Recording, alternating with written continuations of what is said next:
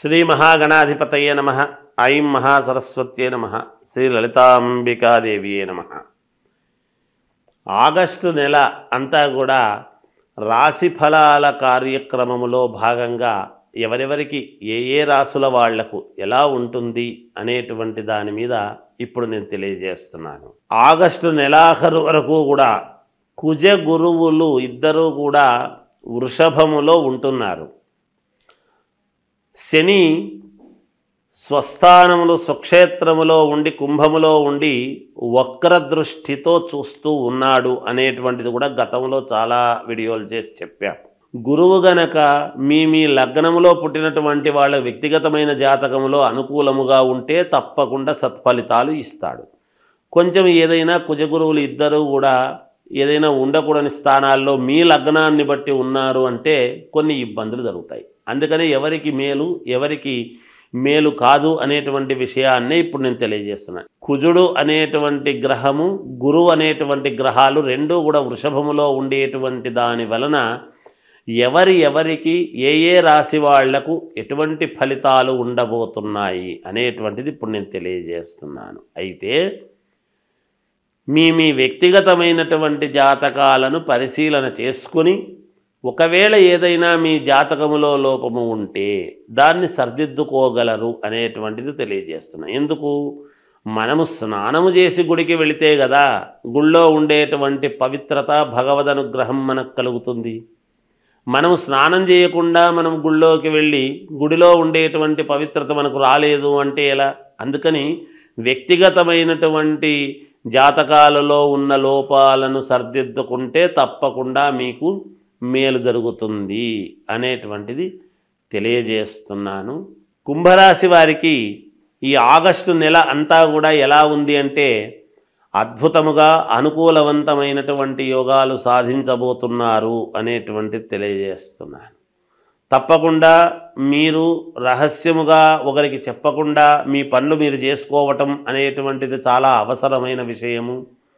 మామూలుగా ఉద్యోగాలు చేసుకునేటువంటి వాళ్లకు అనూహ్యముగా అప్గ్రేడ్ కావడము కానీ లేదా మంచి చోటికి ట్రాన్స్ఫర్ అయ్యి ఎక్కువ జీతము వచ్చేటువంటి అవకాశాలు కానీ లేదా ఇల్లు కొనుక్కోవాలి అనుకునేటువంటి వాళ్ళు ఇల్లు కొనడము కానీ భూమి కొనుక్కోవాలనుకునేటువంటి వాళ్ళు భూములు కొనడము భూముల యొక్క క్రయ విక్రయాలలో మేలు జరిగేటువంటి అవకాశము మీకు కోర్టు వివాదాలలో ఏదైనా ఉండేటువంటివి ఉంటే అవి మీకు అనుకూలముగా తీర్పులు వచ్చేటువంటి అవకాశాలు విదేశాలకు వెళ్ళాలి అనుకునేటువంటి వాళ్లకు వెళ్ళటానికి చాలా అనుకూలముగా ఉన్నది. కొత్తగా ఉద్యోగాలు కావాలనుకునేటువంటి వాళ్ళు ప్రయత్నాలు చేయండి, తప్పకుండా జరుగుతుంది. వాహనాలు కొనుక్కోవాలనుకునేటువంటి వాళ్ళు కొంటారు. ఇంట్లో శుభకార్యాలు తప్పకుండా చేసి తీరుతారుగాక మీరు శుభకార్యాలలో పాల్గొంటారు కూడా. అయితే మీరు ఊహించనటువంటిది ఒకటి మంచి ఏదో మీకు జరగబోతుంది అనేటువంటిది ఉన్నది. పెద్దల యొక్క సమాజంలో సంఘములో కొంచెము పలుకుబడి కలిగినటువంటి వ్యక్తుల నుండి మీరు సన్మానాలు పొందడము కానీ లేదా ఉద్యోగము చేసుకునేటువంటి పై అధికారులతో ప్రశంసలు పొందడము లాంటివి కానీ ఇలాంటివి కూడా ఉంటాయి గాక మీకు. ఏది ఏమైనా కుంభరాశి వాళ్లకు చాలా అనుకూలవంతముగా ఉన్నది. ఇంకా మెరుగైనటువంటి ఫలితాలు మీరు సాధించాలి అంటే మీరు మీ ఇంటి దేవుణ్ణి ఆరాధించండి లేదా అమ్మవారిని ఆరాధించండి, తప్పకుండా మీకు మేలు జరుగుతుంది. శ్రావణ మాసము వచ్చింది అంటే అందరికీ గుర్తొచ్చేది ఏమిటి అంటే వరలక్ష్మీ వ్రతం. అసలు వరలక్ష్మీ వ్రతం చేసుకుంటే ఏమొస్తుంది, ఎందుకు చేస్తున్నాం మనం అనేటువంటిది ఒక్కసారి మనం ఆలోచన చేసుకోవాలి. వరలక్ష్మీ వ్రతం అని అనంగానే పౌర్ణమికి మామూలుగా ముందుగా వచ్చే శుక్రవారం నాడు వరలక్ష్మీ వ్రతం అంటే రెండవ వారం ఎప్పుడూ పడుతుంది సహజంగా. అలా శుక్రవారము నాడు వరలక్ష్మి వ్రతం అనేటువంటిది మనం వ్రతకథలో చెబుతాం.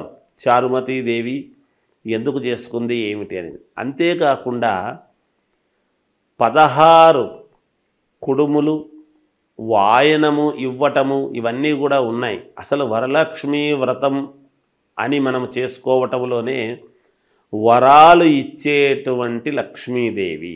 లక్ష్మీ ధనమే ఒక వరం. అదే కాకుండా ఇంకా ఏమిస్తుంది అమ్మవారు అంటే సౌభాగ్యం. సౌభాగ్యం అంటే ఏమిటి? ఆడవాళ్ళు చేసుకునేటువంటి వరలక్ష్మి వ్రతములో భర్త, కుటుంబము అంతా కూడా, పిల్లలు అందరూ కూడా క్షేమముగా ఉండటానికి దోహదపడుతుంది. ఏ స్త్రీ అయినా ఏమి కోరుకుంటుంది? తాను బాగుండాలి అనుకునే దానికంటే కూడా తన భర్త, పిల్లలు, అత్తమామలు అందరూ కూడా బాగుండాలి అనేటువంటి దృక్పథముతోనే ఎప్పుడు కూడా ఆడవాళ్ళు ఈ పూజలు కార్యక్రమాలు చేసుకుంటారు. వాటిలో ప్రప్రథమముగా మొట్టమొదట వరలక్ష్మి వ్రతం అనేటువంటిది. ఈ వరలక్ష్మి వ్రతములోనే అందుకనే 16 మామూలుగా తమలపాకులు, 16 ఒక్కలు, 16 కుడుములు, ఇలా షోడశం, అలా 16 అన్నీ పెట్టి చేసి మామూలుగా తోరం అది కట్టుకొని చేసుకుంటారు. ఆ తోరం కట్టుకోవడం కూడా దాన్ని ఏమిటంటే ఒకటి అమ్మవారుకు, ఒకటి ఈమె. తర్వాత ఈ వరలక్ష్మి వ్రతము చేసుకున్న తర్వాత ఒక 5 మందికి కానీ, 9 మందికి కానీ, 11 మందికి కానీ ఎవరి శక్త్యానుసారం వాళ్ళు ముత్తైదువులకు మామూలుగా తాంబూలం ఇవ్వటము అనేటువంటిది ఆనవాయితీ. ఎందుకు అంటే సౌభాగ్యము అనేటువంటిది పుణ్యస్త్రీలు అంటే అమ్మవారు ఎవరి రూపములోనైనా మన ఇంటికి మనము చేసుకున్నటువంటి పూజా విధానానికి సంతోషించి ఎవరి రూపములోనైనా మన ఇంటికి రావచ్చును. సాక్షాత్తు లక్ష్మీదేవి, వరలక్ష్మీదేవి. అందుకని ఎవరి రూపములో వస్తుందో తెలియదు. ఆనాడు మనము నిజంగా మన మనస్సులో వీళ్ళని పిలవాలి, వాళ్ళని పిలవాలి అని అనుకుంటాము. కానీ ఆ పిలిచిన వాళ్ళు ఎవరు? కొంతమంది వస్తారు, కానీ పిలవకుండా కూడా కొంతమంది మనకు ఎదురై రండి అంటే వచ్చేవాళ్ళు వస్తారు. అందుకని మీకు ఉన్నంతలో, కలిగినంతలో శ్రద్ధగా చేసుకోండి.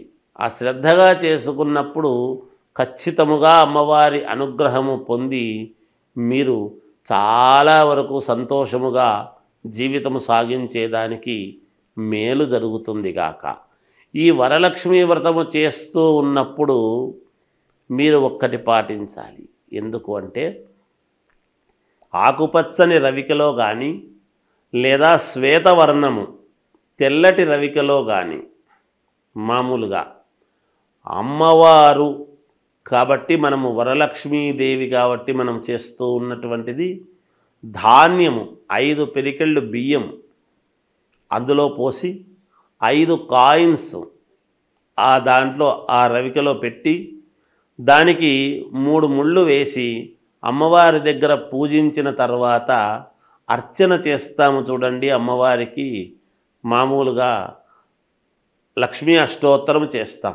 ఆ అష్టోత్తరము చేస్తూ ఉన్నప్పుడు ఆ రవిక గుడ్డ మీద గనక మీరు అష్టోత్తరము చేసినారు అంటే చేసిన తర్వాత దాని మీద ఉండేటువంటి కుంకుమ ఒక చోట ఒక పేపర్లో తీసుకొని దాన్ని తీసుకువెళ్ళి అట్లాగే మీరు బీరువాలో పెట్టుకోండి. తప్పకుండా ధనము మీకు చాలా వరకు ఎన్ని ఇబ్బందుల్లో ఉండేటువంటి వాళ్ళకైనా ఏదో ఒక రకంగా మీకు అమ్మవారి అనుగ్రహము పరిపూర్ణముగా కలగడానికి చాలా రకాల మార్గాలలో ఇదొక రకమైనటువంటి మార్గము. దీన్ని అందరూ పాటించి చేసుకోండి. తప్పకుండా మీకు మేలు జరుగుతుంది అని తెలియజేస్తూ జయోస్తు.